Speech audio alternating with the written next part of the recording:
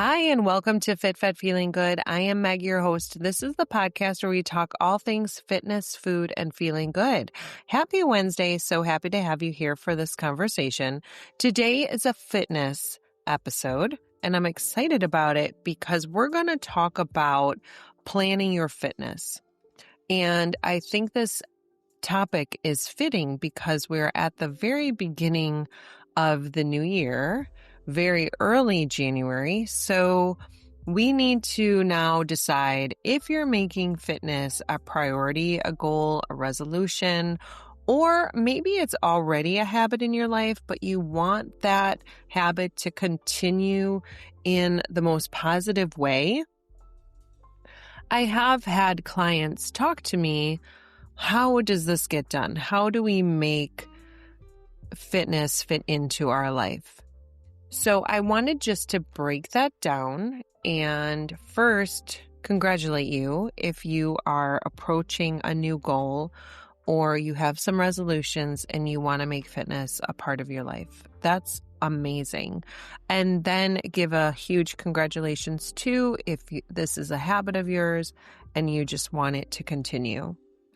So back to just speaking of some of the clients I've had, that's sometimes our conversation about, I don't know how to plan my fitness.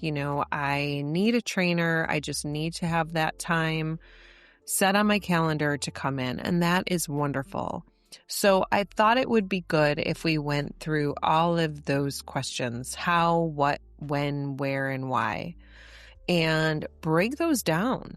Sometimes when I meet with a new client, and let's just say you are the client, one of the first questions I would ask is if you had any limitations. And I don't only mean physical limitations. I am asking you, do you have transportation limitations? Do you have social limitations? Maybe you don't have your family or friends cheering you on in this venture that you're about to tackle, that you're excited about. And all of those, and of course your physical limitations, what you can and cannot do. But I want to know all of that backstory because that will definitely help. Maybe you need an extra big cheerleader. So I need to put myself in that role and help you along. Maybe transportation to an actual facility is tough. So maybe we will talk about some virtual options.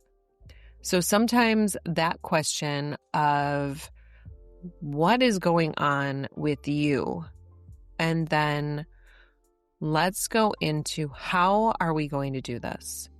Well, just like planning a phone call, or if you have meetings on your calendar, or if you have a doctor's appointment, you are going to open your planner or your phone or your computer if your calendar is digital. Hopefully you're not holding it in your head because that's a lot of information to hold in your head. So I would, if you can, invest in a planner or a calendar, or, open up one of those free apps on one of your devices and keep a calendar and give yourself meetings. Give yourself actual meetings with yourself, with your trainer, or with a friend. You're going to write in Monday, 10 a.m., you go for a walk. Wednesday, 10 a.m., you take a class. Friday, 10 a.m., and just write those in. And you have that visual accountability.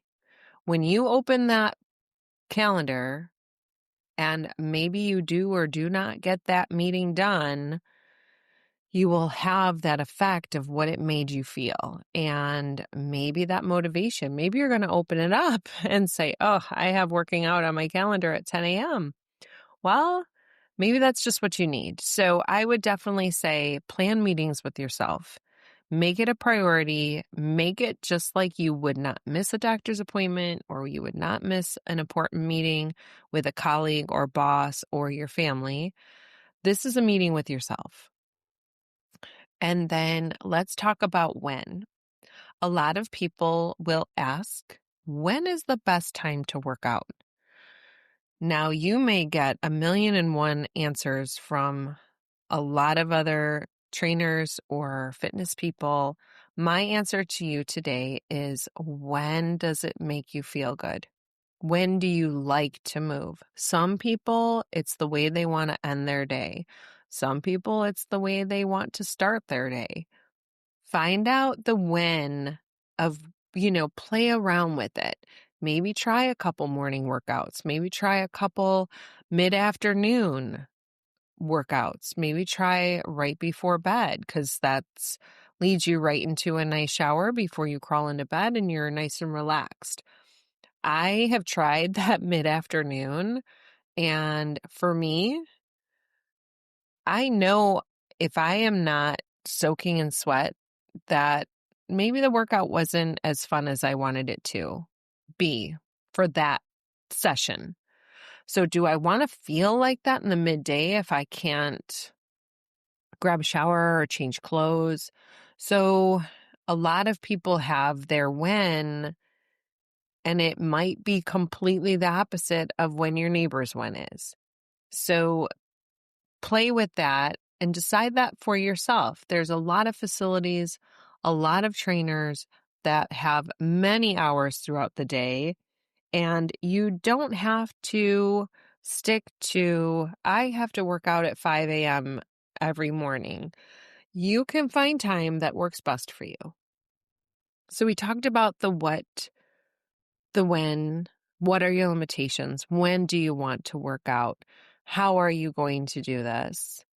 Where do you want to work?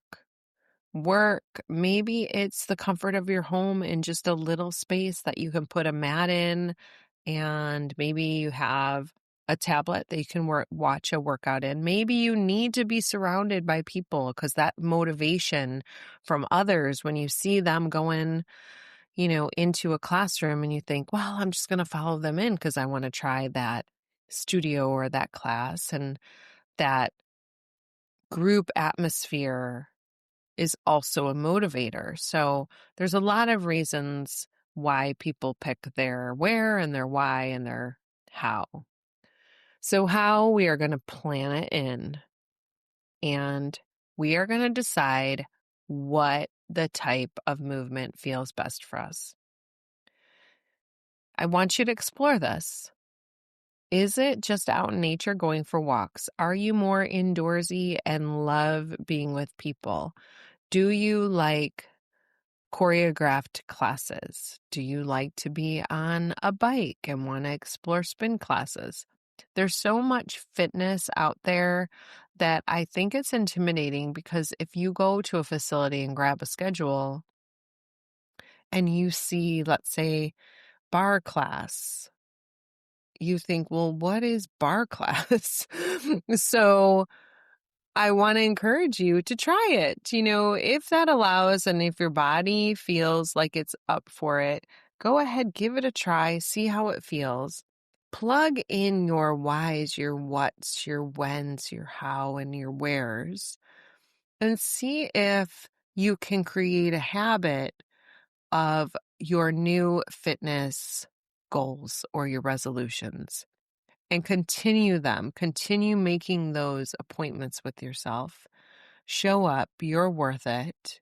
Do what you can do. Always listen to your physician directives, before you begin any physical exercise routine. Come join me over at Fit Fed Feeling Good on YouTube. I try to make the workouts really user-friendly and give options. I'd love to have you come over there. It is a good space, if you need to maybe go for a checkup. Maybe that would make you feel, a little better about going. If that would give you some peace of mind, do that. Do the steps you need to do to prepare and secure your spot in this newfound movement of 2026. Sometimes we want to overcomplicate things, and this really doesn't have to be. So if you have any questions, I'd love to talk to you. And I wanted to also say that this episode is brought to you by Go Product Management. Thank you, Go Product Management. It is goproductmgt.com. Feel free to check them out. And they built a wonderful website or shopping page for us over at Redesigning Health and Home. So if you'd like to check that out at Redesigning Health and Home at our Facebook page or Instagram page, it is a beautiful curated list of products that Carrie and I are absolutely enjoying. And I just wanted to talk about the fitness planning. I hope this left you feeling fit, fed, feeling good and energized and motivated. I will see you next Wednesday. Thank you for joining, and we will see you then. This episode is entertainment purposes only. If you need any guidance from a doctor or health professional, please seek that out.